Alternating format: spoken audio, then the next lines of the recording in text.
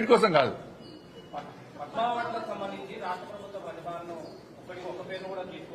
రాష్ట్ర ప్రభుత్వం ప్రతిపాదనలు పంపే సమయంలో ఎవరి పేరు పంపాలో వాళ్ళ పేరు పంపాలి. కేంద్రం ఆలోచిస్తుంది.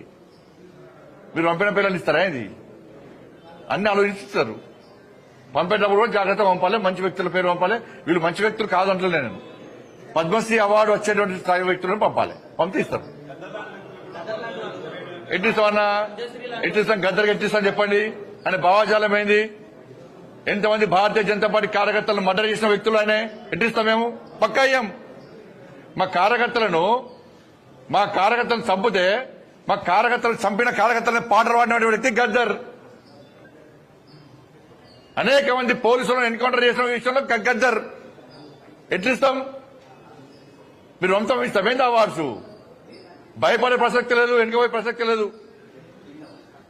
వందల మంది భారతీయ జనతా పార్టీ కార్యకర్తలు నమ్మిన సిద్ధాంతం కోసం భారత్ మాతా కీ జై అని చెప్పి ఆందోళన చేస్తుంటే నక్సల్స్ భావోద్వేగ గద్దర్ మా కార్యకర్తలను హత్య చేయించిండు.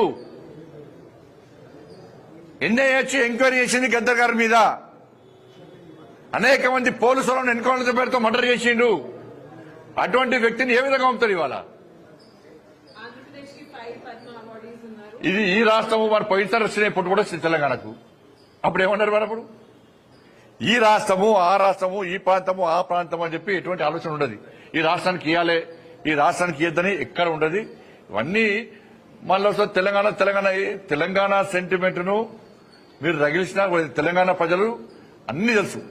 ఎవరు తెలంగాణ సెంటిమెంట్ తో లాభపడ్డారు, ఎవరు అమాయకులు బలైపోయారు, ఇవాళ ఎవరు లాభపడ్డారు, ఇలా ఎవరి వల్ల తెలంగాణ రాష్ట్రం అభివృద్ధి చెందుతున్నది, ఎవరు నిజమైన తెలంగాణ కోసం ఇవాళ బిల్లును ప్రవేశపెడితే సపోర్ట్ చేశారు, ఎవరి సపోర్ట్, ఏ పార్టీ సపోర్ట్ వల్ల తెలంగాణ రాష్ట్రం వచ్చింది, అన్ని తెలంగాణ ప్రజలు తెలిసి బట్టే ఇవాళ